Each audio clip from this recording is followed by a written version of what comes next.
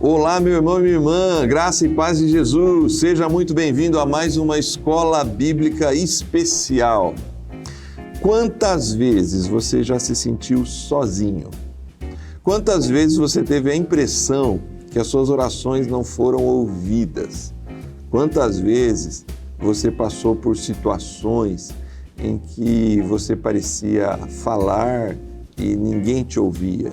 E nada ao redor demonstrava o cuidado. E por isso mesmo, esse tipo de situação vai levando você e talvez muitas pessoas ao nosso redor a tomar decisões de se cuidar por conta própria. Fazer as coisas pensando, já que ninguém pensa em mim, já que ninguém gosta de mim, já que ninguém se preocupa comigo, eu vou me preocupar. Se eu não me amar, se eu não me cuidar, se eu não fizer as coisas, ninguém faz por mim. Muita gente pensa assim. Hoje a gente vai tentar contra-argumentar esse tipo de ideia, ou do cristão que se sente sozinho em algumas situações, ou das pessoas que decidiram seguir o seu próprio caminho, se entendendo sozinhas no mundo. Nós vamos falar sobre isso nesta lição e a gente convida você para juntos participarmos dela daqui a pouco, depois da vinheta.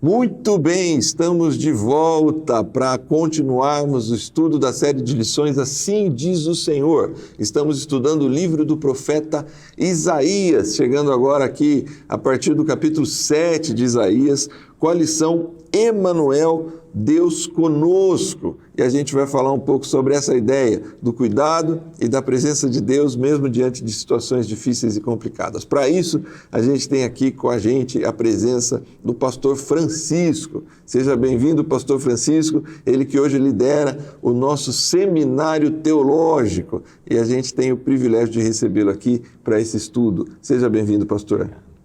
Obrigado, pastor Júnior, a paz do Senhor a todos. É uma alegria muito grande voltar a esse programa. Sim. É a minha segunda vez, né? Eu estou muito feliz, muito contente mesmo. E principalmente trabalhar, comentar aqui esse tema tão importante e eu penso que dá para fazer aplicações pertinentes para a nossa geração. Muito bem. Além do seminário teológico, presença constante na TV Viva Promessa na Aliança de Oração, né, pastor? Perfeito. Tem sido um grande desafio, com certeza, mas imagina o privilégio que é poder ter esse momento todas as manhãs na nossa TV com os nossos irmãos e irmãs. É uma alegria muito grande. A Aliança de Oração veio assim ao encontro de uma expectativa, de um sonho, de um desejo de trabalhar esse tipo de programa de intercessão, meditação na palavra de Deus, oração intercessória. Tem sido uma bênção e os irmãos têm participado bastante desse programa. Ok, vamos lá, pastor. Essa lição, ela visa que a gente entenda que Deus está conosco. Perfeito. Que Deus está presente, que Ele é fiel, que nós não devemos temer os ataques. A gente acabou de falar aqui do Aliança de Oração, com certeza, dentre os muitos pedidos de oração que chegam todas as manhãs, há sempre essa ideia também presente do cuidado de Deus, da presença de Deus, do clamor, de gente que às vezes está esperando muitos e muitos anos. Perfeito. E a gente vai, obviamente, conversar a partir de Isaías, como isso se dá ali naquele contexto, inclusive da promessa da vinda do Emanuel. Mas essa é uma relação sempre muito difícil do ser humano, né? A relação de confiança de que Deus está presente, já que a gente não o vê, né? Perfeito. E aproveitando esse gancho aí do Aliança, né? Eu começo essa fala inicial, introdutória, já no estudo, lembrando de uma jornada que nós estamos fazendo no Aliança de Oração, que é reflexões baseadas no livro de Marcos.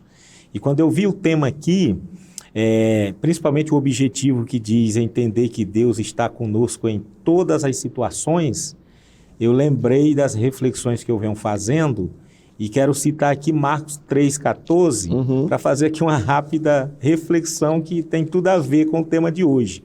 Diz que Jesus escolheu os discípulos para que estivesse com ele.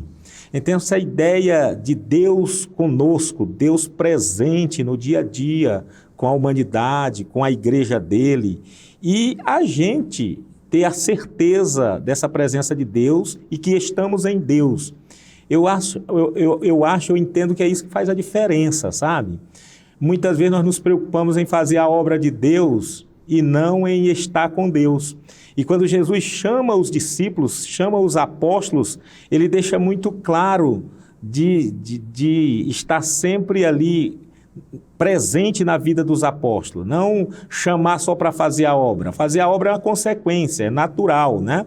Mas o mais importante na nossa vida é estar em Deus, é saber que Deus está conosco, é saber que a gente está em Deus. Então a lição de hoje, ela nos mostra que que Deus está presente no dia a dia, está conosco. Isso é desafiador. Ao mesmo tempo que é bom saber que Deus está conosco, é positivo isso, mas isso também é desafiador, porque saber que o Todo-Poderoso está me vendo, está comigo, está no dia a dia, vendo as minhas reações, conhece os meus pensamentos, né?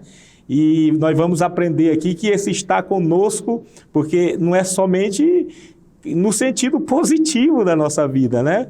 Porque quando a gente entende que Deus está conosco, a gente já imagina, se Deus está conosco, está garantido, eu posso andar de qualquer forma, de qualquer jeito. Não, nós vamos ver que esse estar conosco aqui teve ali momentos até de punição. Deus estava conosco para corrigir, para punir, e claro que é sempre bom entender que a presença de Deus é a melhor coisa que acontece na nossa vida, né?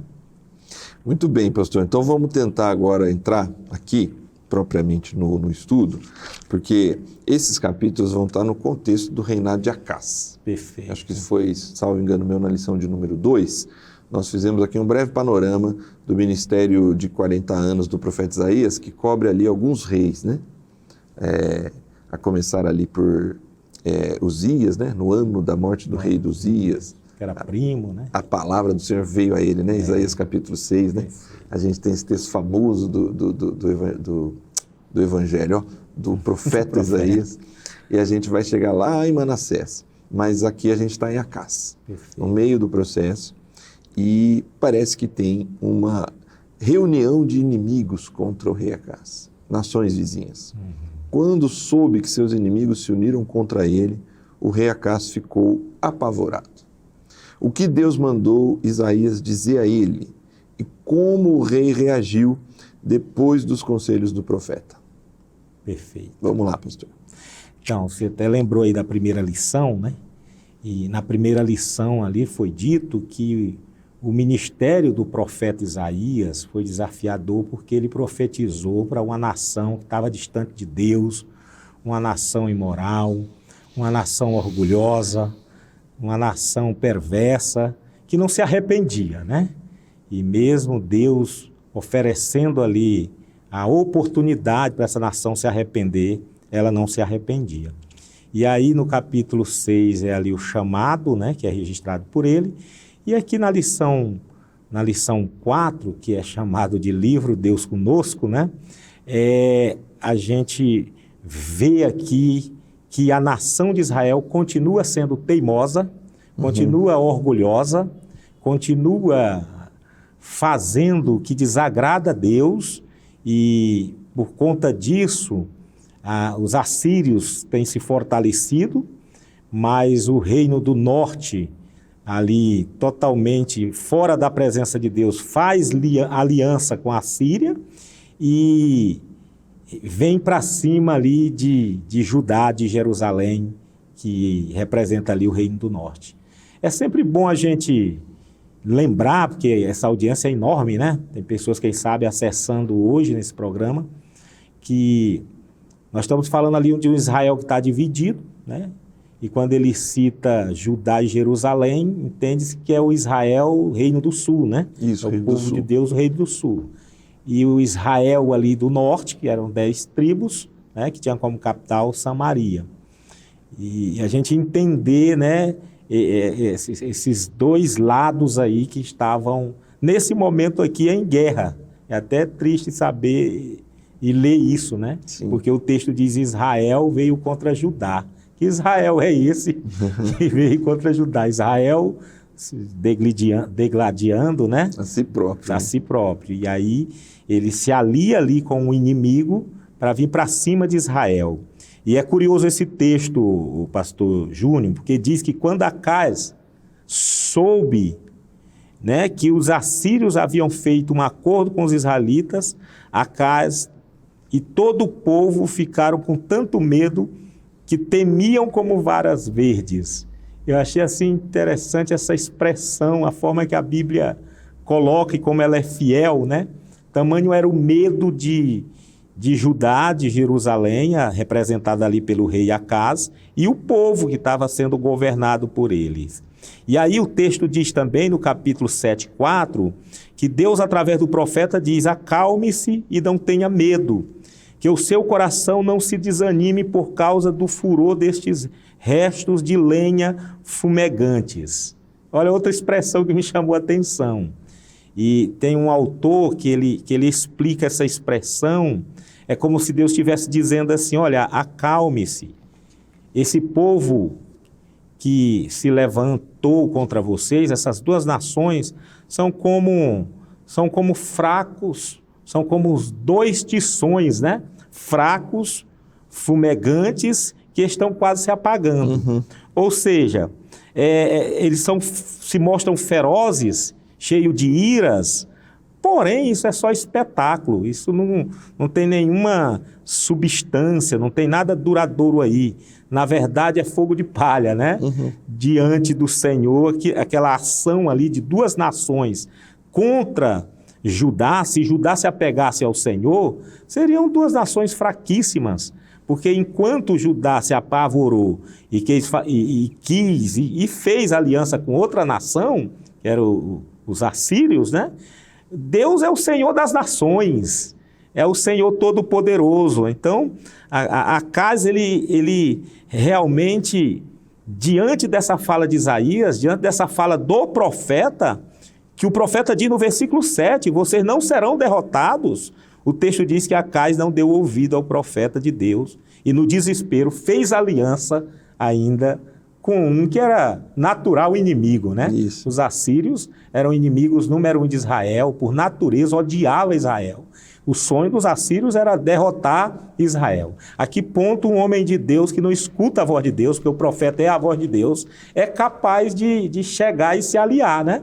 Diante de uma ameaça, diante das nações inimigas que se levantaram contra eles no desespero se aliam a um inimigo pior, que seria o inimigo mais forte ali naquela época, sim, através dos seus exércitos, achando que dessa forma venceria, né?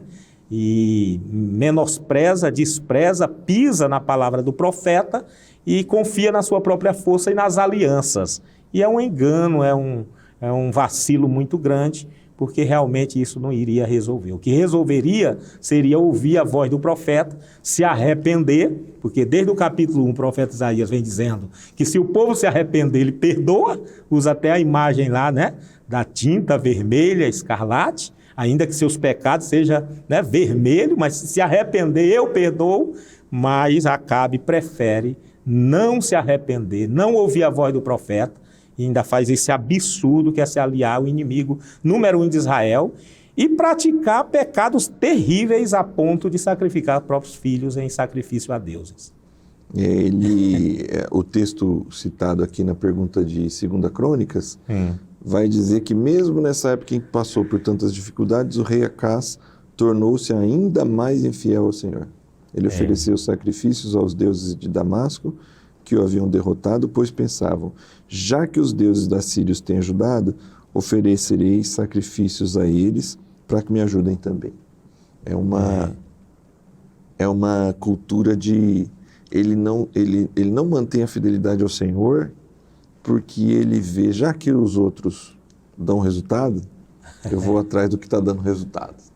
E ele se torna infiel a promessa que o Senhor está fazendo.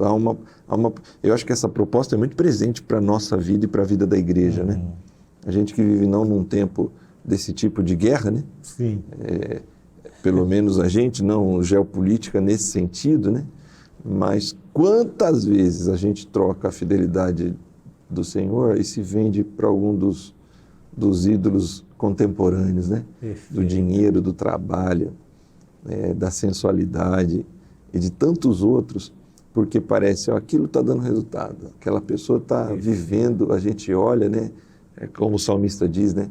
Olha para o ímpio, né? E parece que a vida dele parece que está melhor que a nossa, às vezes. E aí a gente se vende, né? A gente se vende e não continua fiel ao Senhor, aguardando que as suas promessas se cumpram na nossa vida. Em fidelidade, a gente dá passos, como Acaz, né? Apavorado, querendo o resultado, querendo ver a coisa acontecer, no desespero, ao invés de se manter confiante no Senhor, a gente se afasta. É a ideia do pragmatismo, né? Isso. Eu analiso o que está dando certo aí no mercado. Talvez eu olhe ali e o que dá certo é os conchavos políticos aqui, né? As Exatamente. alianças entre as nações. Eu vou me alinhar a essa nação forte e vamos derrotar. Só que lê do engano, né?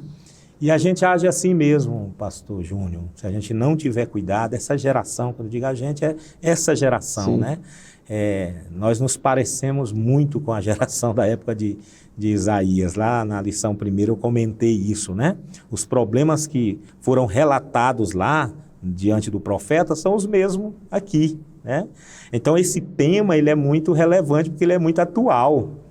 É Deus falando com a gente, Deus falando com a nossa geração, porque se a gente não tiver cuidado, a gente fecha os ouvidos para a voz de Deus, para a palavra de Deus, e se abraça ao que aparentemente dá certo. Só que é superficial, é como os tições lá, né? Isso. Que estão se apagando, né? Se mostram fortes, mas não tem mas força não nenhuma. são. Bom, a pergunta número 2 vai tentar ajudar então o estudante e a nós aqui. Por que Acaz e a nação de Judá não deveriam temer seus inimigos, mesmo diante dessa situação difícil? E nem mesmo buscar proteção entre eles. Por que essa geração, esse rei, essa nação deveria manter a sua confiança em Deus e não, ao contrário, buscar proteção em outros deuses, os deuses de seus inimigos? Em primeiro lugar, porque, como já foi dito na primeira, eram nações fracas. Fracas no sentido de compararmos com a força de Jeová e do Senhor. Então, uma forma inteligente e espiritual seria ouvir o profeta, se agarrar à palavra e se agarrar às promessas, se arrepender e ir na força de Jeová, né? E na força de Deus.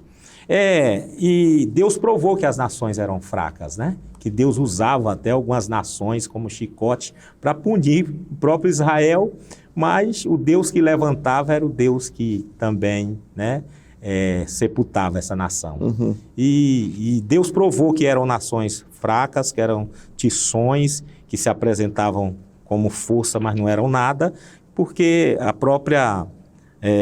esses próprios países foram destruídos, né? O Israel do norte, que fez ali aquela associação nesse primeiro momento com os sírios, que se levantaram contra o Reino do Sul. Israel foi destruído ali em 532, né? Como diz o texto aqui, e a Síria em 732, corrigindo aqui, e Israel em 722. Então, realmente eram nações passageiras, fracas. Israel não deveria nem ter associado aos assírios e nem ter temido o povo que vinha contra ele, devia ter se agarrado ao Senhor. Então, por causa da soberba de Israel do norte, por causa do orgulho, por falta de arrependimento, foi destruída enquanto a nação, né? A identidade sumiu da face da terra, porque realmente não era uma nação forte, não tinha força nenhuma contra Deus. Como os assírios, que foi usados por Deus para punir em algum momento Israel, também foi destruído. O mesmo Deus que usou para ser chicote é o mesmo Deus que usou para destruir. E eu acho tão curioso isso aqui, se não fosse trágico, seria até engraçado, né? Israel se associar ao inimigo. que tinha por natureza destruir Israel. Eu me lembrei aqui, pastor Júnior, daquela ilustração, o senhor que é bom de ilustração, né? Eu me lembrei daquela ilustração do sapo e do escorpião, né? Dizem que o sapo pediu ao escorpião ali numa circunstância para atravessar um rio. E o escorpião, aliás, o escorpião que ofereceu, né? Se ofereceu para atravessar o rio em cima do sapo. E o sapo disse, rapaz, poderia até te ajudar, mas você vai me picar, cara. E o escorpião dizia, não, eu não vou te picar, cara, fica tranquilo, eu não vou te picar. E aí eles entraram num acordo e o escorpião subiu lá nas costas do sapo. Quando foi no meio do rio, o escorpião picou o sapo. O sapo, eu não te falei que você ia me picar, cara. Nós vamos morrer aqui os dois. Ele, desculpa, mas é a minha natureza, né? Então Israel sabia que os assírios eram um inimigo perigoso, um inimigo que desejava, por natureza, destruir Israel. Como é que eu vou me aliar a um inimigo desse? Como é que eu vou me ajuntar a um inimigo desse? Sabendo que em qualquer oportunidade ele ia me dar uma picada, Sim. Ele ia me destruir. E se aliar a um inimigo desse, Israel, que tinha a palavra, que tinha os profetas, não estavam ouvindo, mas era para Israel saber que era se abraçar e ir para a morte, igual o escorpião e o sapo no rio. É isso, pastor, muito interessante. Eu olho essa relação do Acaz e da nação, né? A gente começou esse estudo aqui falando do aliança de oração um pouco, isso. né? Eu não consigo ver uma forma... Óbvio, tem muitas formas de afastamento de Deus, né? Mas para tomar esse tipo de decisão, a vida de comunhão e oração com Deus, ela acabou faz tempo, né? Porque é nesse processo do dia a dia ali, né? Não só orar quando aparece a situação desesperadora, né? Você que está acompanhando a gente aí em casa agora, né? Às vezes, alguns de nós temos o hábito de buscar a oração do pastor, da igreja, ou a gente mesmo, né? Orar quando a coisa aperta, né? Isso. E aí a resposta não vem do jeito que a gente quer, no tempo que a gente quer. A promessa de Deus está ali, eu estou contigo. Você vai passar por esse vale aqui, né? A gente vai enfrentar essa fornalha junto, né? Ou a gente vai vencer esse mar. Deus é sempre misericordioso, né? Mesmo diante desse povo aqui, porque a nação de Judá também está cheia de problemas, né? Sim. Mas Deus está falando, o profeta está falando, calma, essas nações não são nada, vocês têm, eu estou com vocês, não confie neles. Só que, como não há vida de relação com Deus, eles têm dificuldade, né? de lidar com o fato. Não há uma vida com Deus. Eu penso que Israel e Judá nos dão esse exemplo, irmãos, que estão nos assistindo em casa. Nós temos a lei, nós temos a palavra de Deus, nós recebemos o Evangelho, somos alimentados com a pregação da palavra de Deus, culto após culto, mas se você não desenvolver uma relação direta de comunhão com Deus, é possível que momentos de pavor façam com que você tome decisões que te distanciem ainda mais do Senhor. Não é mais ou menos assim que acontece, pastor? Você me ajuda a voltar ao texto que eu li antes em Marcos. A importância de estar com Deus. Eu tenho usado essa frase, né? Estar com Deus é melhor do que fazer a obra de Deus. Parece assim, forte, né? Se a pessoa não entender a frase. Porque tem muita gente preocupada em fazer a obra de Deus. Né? Tem muita gente fazendo a obra de Deus. Mas será que essa pessoa está com Deus? Isso. Né? Está fazendo a obra, não para, entra num ativismo religioso, né? Trabalha demais, ninguém tem dúvida disso, né? Conheço pessoas que são guerreiras demais. Isso. Mas você está tendo tempo para Deus, você tem separado um momento de oração, né? Uma devocional, momento de culto pessoal, culto familiar. Ou você só trabalha para Deus, né? Só lê a Bíblia para pregar, se tornou um profissional religioso, né? Você é uma pessoa que só pega a Bíblia para preparar uma lição, para ministrar uma lição, para pregar, para ministrar uma palestra, e não tem vida com Deus, pessoal e nem familiar. Eu lembro que na pandemia eu falava muito sobre isso, que aproveitava aquele momento do isolamento, para dizer que o culto se faz, né, de forma pessoal, que é a devocional, de forma familiar, que é o culto doméstico, o culto caseiro, e de forma coletiva, que é na igreja.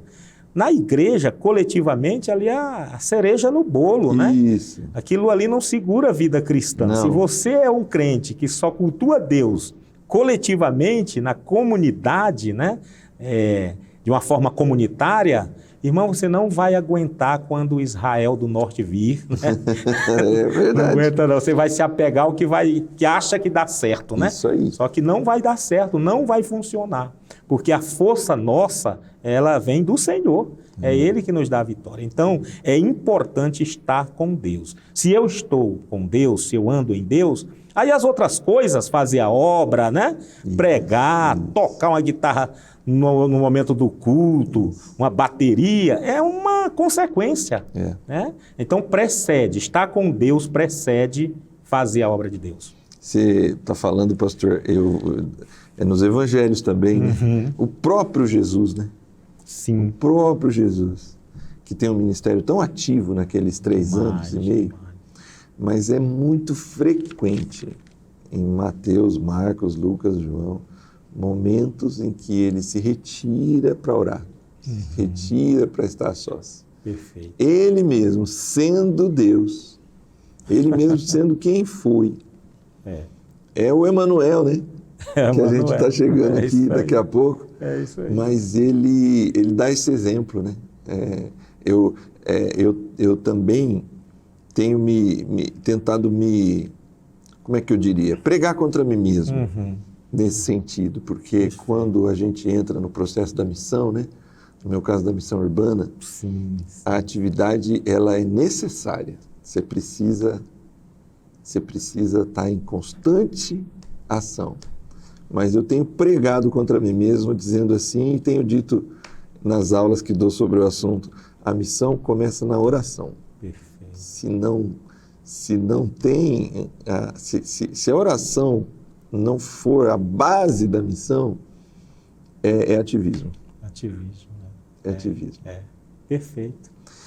Não é fácil, mas a gente precisa aprender a ler a palavra de Deus para nós, né, pastor? Não somente para os outros. Perfeito. Cada um de nós precisamos ler a Bíblia olhando para nós, para que Deus nos corrija diante das nossas questões. Bom, a pergunta 3, ela vai nessa direção. Esse amor, essa graça, essa presença de Deus aqui, são apresentados 3 momentos nos quais Deus testemunhou que estava presente entre o seu povo. Fale agora, vamos falar sobre os 2 primeiros momentos em que há esse testemunho aqui da presença e do cuidado de Deus para o seu povo. Como eu disse antes, né? O Deus conosco não significa, pelo menos para Israel, para ajudar, não significou só abençoar, né? Significou também disciplinar, significou punir.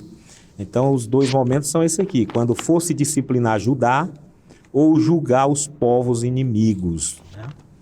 É por isso que eu disse antes que eu temo e tremo nessa certeza que o nosso Deus é presente, que Ele está conosco. É que nem aquele Salmo 139, né? Que diz que Deus nos conhece e nos conhece muito bem. Conhece o nosso andar, nosso deitar, os nossos pensamentos antes mesmo de falar. Isso é bom, por um lado, por outro é temente, né? Porque Deus me conhece.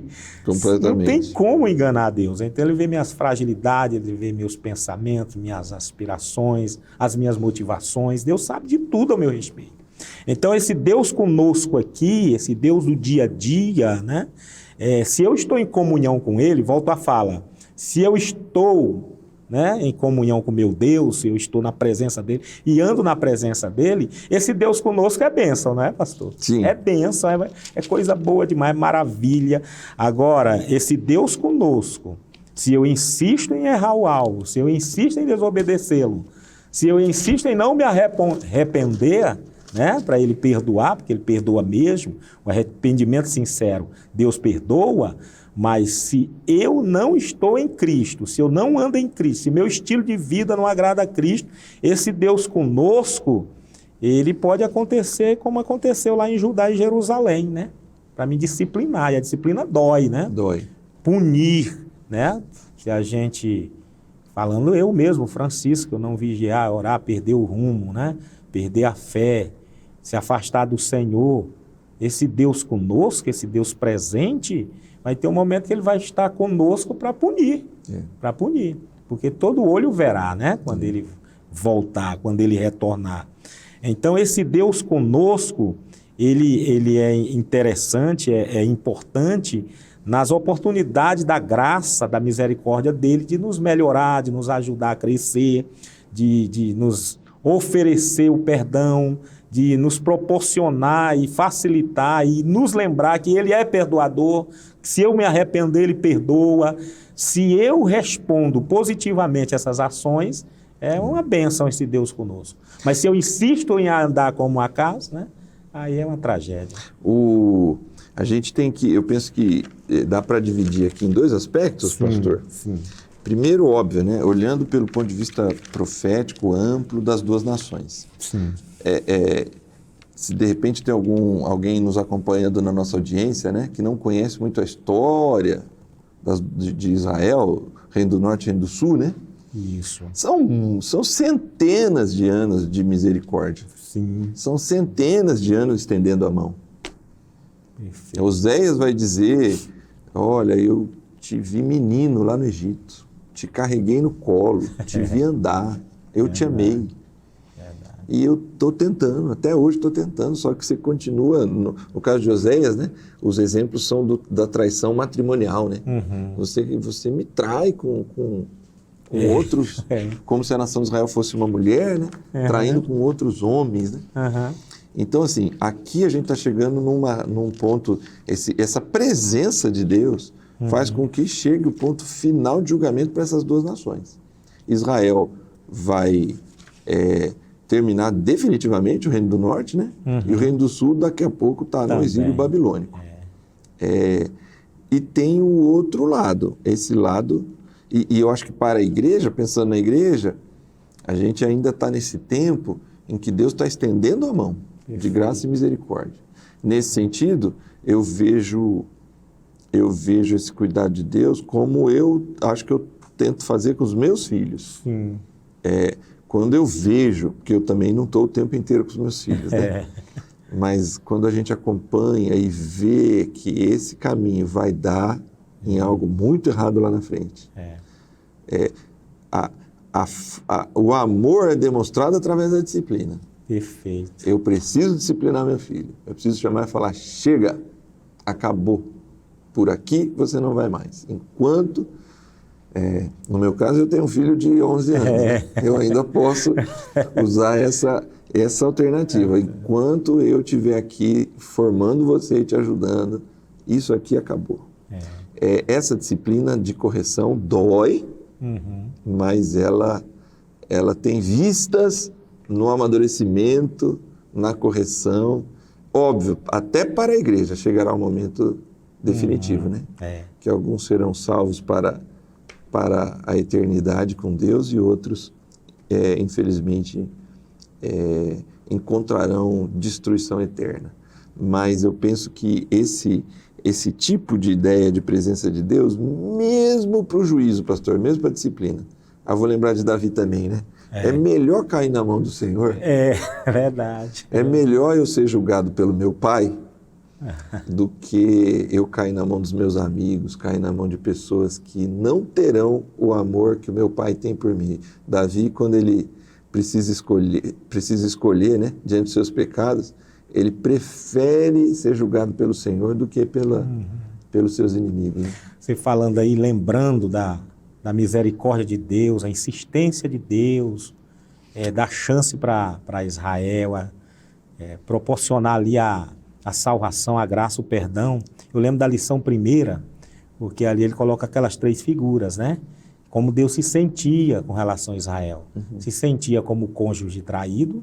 Ele coloca a mulher, né, traída pelo seu amante. Quero colocar aqui o cônjuge, né? Isso. Ele coloca como o animal que é cuidado pelo seu dono e avança no seu dono. E coloca uma terceira figura, a mulher no casamento, a figura do animal, né? Esqueci da terceira, rapaz. Mas são 3 figuras ali para ele mostrar como é que Deus se sentia com relação às ofensas de Israel, às transgressões de Israel, né? Imagina, a terceira é o filho, né? Certo. Que é cuidado pelo pai, que é tratado pelo pai, e aí o filho não quer mais saber do pai, não aceita mais o pai como seu provedor, como seu... Não respeita mais o pai, né? É assim que Israel se sentia. E no final da lição ele diz, eu não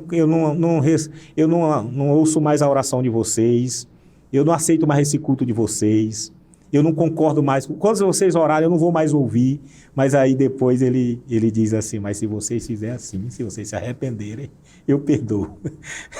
Depois de tantas exortações, né, ilustrações, dizendo, é isso que vocês fazem comigo, eu me sinto como homem traído, eu me sinto como dono do animal que foi agredido por ele, eu me sinto como o pai que o filho abandonou como pai, mas se vocês se arrependerem, eu perdoo. Então Deus realmente é o Deus gracioso, misericordioso, o Deus que dá chance, né, o Deus que dá a oportunidade para o ser humano, né, se arrepender. Agora, se o ser humano não arrepender, aí ele diz, eu estou conosco lá no aniquilamento, né? Isso aqui é terrível. É isso que é terrível. Porque enquanto nós estamos aqui na caminhada, ele está conosco corrigindo como o teu exemplo aí, né? O pai que corrige o filho. Mas se eu insisto, se eu me rebelo mesmo, se eu me apostato, eu aqui, o ser humano, né? Vai chegar um momento que é a punição com relação mesmo a mais severa de todas as punições, que é o aniquilamento. E essa é terrível, né? Muito bem, pastor. Vamos chegar aqui ao final do nosso estudo com a pergunta de número 4, porque aqui há um apontamento messiânico, né? Em Isaías 7,14, lemos sobre o sinal de um menino chamado Emanuel. A partir dos textos de Isaías 11, 9, alguns versos aí dos capítulos 11 e 9, a pergunta da lição é, estas profecias se cumpriram? Sim, né? Sim. É interessante, porque essa é o terceiro momento, né, do Deus conosco, né? Tem alguns estudiosos que colocam assim várias interpretações para esse Deus conosco, principalmente com relação a essa terceira, o Deus Emanuel em suas promessas de redenção plena, né? Tem um autor que ele coloca uma interpretação histórica somente, né? Que isso foi histórico e se cumpriu. Tem outra interpretação profética somente, tem outra histórica profética, e tem a outra que é espiritual, né? O entendimento da nossa igreja é que as duas se cumpriu na história e essa terceira era profética apontando para a vinda de Cristo, né? Para a vinda do Senhor. Não tem como dizer que se cumpriu lá essa terceira por conta dos aspectos sublimes aqui, emblemáticos dessa profecia. Então, essa profecia aqui, essa terceira afirmação do Deus conosco, do Emanuel, né, que a Virgem conceberá e dará à luz um filho e lhe chamará Emanuel, ela não se cumpriu lá na época na época de Isaías, né? Ali com a casa e os reinos ali. Ela apontava para frente, e nós que já estamos pós-cruz, podemos dizer, né, que ela se cumpriu, que ela vem se cumprindo, né? Então, aqui sinaliza de uma forma muito clara que estava se referindo à vinda de Cristo, né? O nascimento de Jesus, que uma criança ia nascer, através de um milagre, um nascimento milagroso. Não tem como por conta dos aspectos aqui mesmo da palavra. Então você vai ver aqui versículos mostrando, detalhando como seria isso no Velho Testamento, né? Apontando como seria o nascimento desse menino. O menino seria descendente de Davi, seria filho de Jessé, ele seria um governante incomparável, com qualidades e feitos excelentes, Isaías 9:6, estabeleceria um reinado de paz, Isaías 9:7, 11:3-10, e traria luz às terras assoladas, Isaías 9:1. Então a profecia ela vai reafirmando os aspectos dessa terceira profecia. E no Novo Testamento você percebe que o Novo Testamento vai confirmando, né, a realização de cada profecia. Então não tem como dizer que esse terceiro Deus conosco aqui se cumpriu talvez pelo primeiro filho de Isaías ou o segundo filho de Isaías, ou que Deus ali levantou, né, um rei ou um homem para solucionar ali, para resolver ali. A terceira não dá para afirmar isso por conta das características dela. Né? É profetizado lá e o cumprimento realmente é reafirmado no Novo Testamento. Eu costumo dizer que a profecia ela aponta para trás, para o presente e para frente, né? Ela é interessante, a profecia. Nesse caso, até o próprio testemunho da nação de Israel confirma, não só do ponto de vista cristão, né? Mas ainda que Israel, boa parte, não considere Jesus o Messias, mas eles olham para esse texto e conseguem identificar que haverá um Messias. Alguns em Israel, talvez muitos ainda aguardam a vinda do Messias. O detalhe é não compreender Jesus como Messias, até porque há um choque no orgulho de Israel, né? Ser um menino que nasce numa situação tão desconfortável ali em Belém, alguém que está fora do eixo, ele é, toda a linhagem ali, Mateus e Lucas principalmente estabelecem bem a linhagem de Jesus como descendente de Abraão e de Davi. Perfeito. Mas eles não conseguem compreender essa presença de Deus por meio de Jesus, e Jesus vai dizer, mesmo depois da sua ressurreição, que ele vai estar conosco até a consumação dos séculos, né? Perfeito. Então, assim, a vinda de Jesus, ela estabelece definitivamente a presença de Deus entre os homens. Perfeito. E hoje isso se vê através da vida. A vida da igreja é esse testemunho da presença do Senhor, né?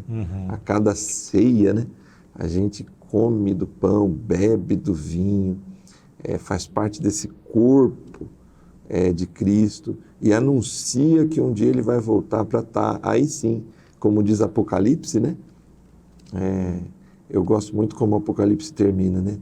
Que é quase felizes para sempre, né? E finalmente Deus habitou com os homens. Amém. Acabou o sofrimento, aquele distanciamento que começou lá no Éden, né? Adão e Eva são afastados da presença do Senhor por conta da sua própria decisão.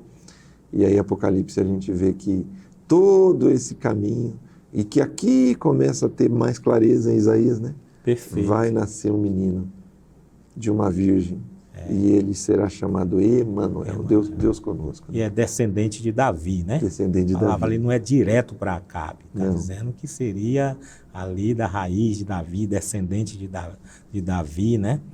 É isso mesmo. Então a gente percebe aqui claramente, e a nossa igreja entende assim, né? Que essas expressões aí do Deus conosco, essa terceira expressão nós não temos dúvida que apontava para a vinda do Messias, Amém. Do Cristo, né? Do Deus conosco e do Redentor de uma forma plena, Isso. né? O que aconteceu lá foi Deus trabalhando, com certeza, se Acas, né? Se ele tivesse se arrependido, Deus teria dado a vitória para ele ali, né? Com certeza, Deus teria derrotado os inimigos ali, mas ele não se arrependeu. E é interessante que o profeta diz para ele pedir um sinal, né? E ele disse que não queria pedir sinal, coisa nenhuma. Dá a entender assim que que é um amadurecimento espiritual por parte de Acas, mas não é, né? Porque hoje, dependendo aí da linha teológica que você goste, você dizer que não quer ter sinal é sinal de maturidade, né? Mas no caso de Acas, era sinal meio de fraqueza Sim. e de incredulidade. Exatamente. E mesmo ele dizendo que não queria o sinal, e aí o profeta diz, pois eu vou te dar um sinal. E aí aponta para o menino, né? Que vai vir. Ele não aponta para as nações que ele se associou, ele não aponta para as outras duas expressões que nós já comentamos aqui, o Deus conosco que disciplina e o Deus conosco que pune. Essa terceira expressão do Deus conosco, ela aponta para o menino que seria de uma virgem. Amém. Então nós não temos dúvida nenhuma que é o Cristo, o Deus conosco, que continuará conosco eternamente. Amém. Pastor, muito obrigado, Pastor Francisco, por esse tempo aqui. Tenho certeza que o pessoal que está nos acompanhando em casa foi bastante edificado por esse estudo. A gente chega ao final aqui, são duas aplicações aqui de assumir compromissos, né, como tem tratado nessa série de lições. Deus está conosco, não temamos o inimigo. Deus está conosco, sejamos fiéis à aliança. Eu vou te deixar a última palavra aqui para os nossos irmãos, amigos que nos acompanham, irmãs, amigas que nos acompanham. Eu comecei essa lição com uma provocação. Talvez você está se sentindo só. Talvez você não consegue perceber que Deus te ouve. Essa lição, diante desse contexto histórico, mesmo diante de Acas, um homem com todas as suas dificuldades, Isaías ainda está tentando dizer para ele, não confie nos seus inimigos, confie em Deus, se volte para ele. E a gente termina aqui, Deus está conosco, não temamos os nossos inimigos. Deus está conosco, sejamos fiéis à aliança apesar das circunstâncias. Deixe sua palavra de incentivo aí aos nossos amigos, pastor, e ao final ore para a gente. Amém, pastor Júnior, muito obrigado, tá? Eu quero ministrar essa palavra para você, finalizando esse estudo, lembrando das minhas palavras iniciais. Então, o meu conselho, a minha palavra para você nesse momento é: tema somente a Deus, meu irmão. Tema somente a Deus. Busque o Senhor enquanto se pode achar. Pois se o Senhor está conosco, o que nos poderá fazer o homem? E na palavra inicial, eu falei da importância de estarmos na presença de Deus. Porque estar na presença de Deus é a melhor coisa que pode acontecer na nossa vida. Deus está agindo no mundo. Deus está presente nas nações. Ele é o Senhor das nações. E assim como ele insistiu com o povo dele na época do profeta Isaías, na época lá de Israel do Norte e Israel do Sul, Deus agora, em Cristo Jesus, que se encarnou, que é o Verbo encarnado, ele está atuando de uma forma poderosa, ele está te procurando, ele está agindo na sociedade, agindo aqui no Brasil de uma forma incrível, através da igreja dele, porque a igreja está cumprindo a missão de Deus. Então, se você está em Deus, continue buscando Deus, continue adorando Deus, continue servindo esse Deus. Se por um acaso você está distante, como foi colocado pelo pastor Júnior, quem sabe você está nesse momento triste, pensando que aí todo mundo te abandonou, que até Deus te abandonou, olha, o que nós vimos hoje aqui é que Deus, ele não desistiu de você, porque ele não desiste do ser humano. Então volte-se para o Senhor com fidelidade, peça perdão, ele perdoa. Nós vimos aqui, nas lições até aqui, essa é de número 4, que Deus tem prazer em perdoar. Que Israel, apesar dos absurdos que praticavam espiritualmente falando, ofendendo a Deus, mas Deus estava sempre disposto a perdoar. E se arrepender, viver em fidelidade é o melhor caminho para aqueles que desejam contar com a presença de Deus, do Deus conosco. Então, reflita, busque Deus. Se você não está em comunhão com Deus, se você se sente uma pessoa que está distante de Deus, busque o Senhor, peça perdão, arrependa-se, que certamente Deus te perdoará. Quero te falar uma última coisa para mostrar como Deus é tremendo. Nós estamos falando aqui de Acas, mas a história mostra, os estudos aqui vão mostrar que o ministério de Isaías alcançou até Manassés. Isso. Acás e Manassés foram um dos piores reis de Israel. Acás chegou a sacrificar filho. Ele encheu Israel de altares, de idolatria. E se há um pecado que ofende a Deus, é o pecado da idolatria. Porque é você trocar Deus, é você abandonar Deus. Mas mesmo assim, Deus colocou à disposição de Acás a perdoar. E Manassés, que foi cruel, a Bíblia deixa claro que no final ele se arrependeu e que Deus perdoou. Então o que é que eu quero destacar com isso? Que Deus é perdoador, que Ele tem prazer em perdoar. Não fuja desse Deus, não se esconda desse Deus. Não importa o estado do pecado que você esteja vivendo nesse momento. Se você se arrepender, se você pedir perdão, Deus te perdoará. Porque Deus é gracioso, é misericordioso e tem prazer em perdoar. Pastor Júnior, muito obrigado. Eu que agradeço, pastor. Vamos orar? O senhor ora para a gente, por favor? Amém. Senhor Todo-Poderoso, a nação ali de Judá, Jerusalém, e a nação do norte, o Israel do norte, representado ali pelas 10 tribos, um povo, uma nação e as outras nações que se parecem muito com a gente. Então essa mensagem do profeta Isaías ela é relevante porque a gente percebe na nossa sociedade, no mundo, os mesmos problemas. Um povo rebelde, uma nação realmente que criam os seus deuses, né? Só muda aí a forma, mas a inclinação do homem para o pecado, para desobedecer, continua do mesmo jeito.